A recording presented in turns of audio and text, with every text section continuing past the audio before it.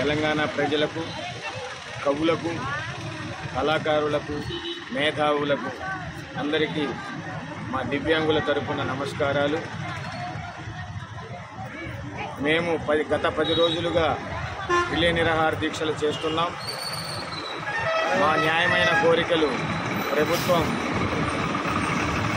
ప్రభుత్వ అధికారులు పట్టించుకోని పరిస్థితుల్లో ఈ రోజు నుండి మా దివ్యాంగుల ఆత్మగౌరవం దెబ్బతినే విధంగా మాట్లాడినటువంటి స్మితా సబర్వాల్ గారు క్షమాపణ చెప్పాలని, అదేవిధంగా ఏదైతే పార్లమెంటు సాక్షిగా మాకు 2016 చట్టం జరిగినదో ఆ చట్టాన్ని మాకు ఖచ్చితంగా అందేలాగా, ప్రతి ఒక్కరికి ఉపయోగించబడేలాగా మాకు 2016 దివ్యాంగుల హక్కుల చట్టాన్ని ఖచ్చితంగా అమలు చేయాలని చెప్పేసి డిమాండు.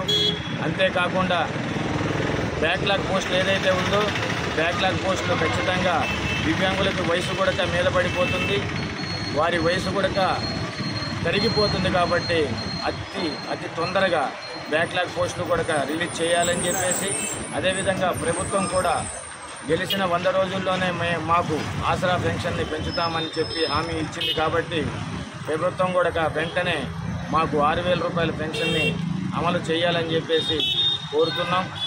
కాబట్టి అందరూ కూడా ఆలోచన చేయండి. మేము న్యాయమైన కోరికలే కోరుతున్నాం. కాబట్టి ప్రతి ఒక్కరూ మాకు సహకరించవలసిందిగా కోరుతున్నాం. 10 రోజుల నుంచి రిలే నిరాహార దీక్షల్లో ఎవరు పట్టించుకోని పరిస్థితుల్లోనే ఈరోజు ప్రాణత్యాగానికి కూడా సిద్ధపడి టీడీజేఏసీ తెలంగాణ దివ్యాంగుల జాయింట్ యాక్షన్ కమిటీ ఆధ్వర్యంలో ఆమర నిరాహార దీక్షకు కూర్చోవడం జరిగింది. కాబట్టి మీ అందరూ మా దివ్యాంగ సోదరమణులకు మద్దతు తెలపవలసిందిగా మీ అందరినీ పదే విన్నవించుకుంటున్నాను. నమస్కారం.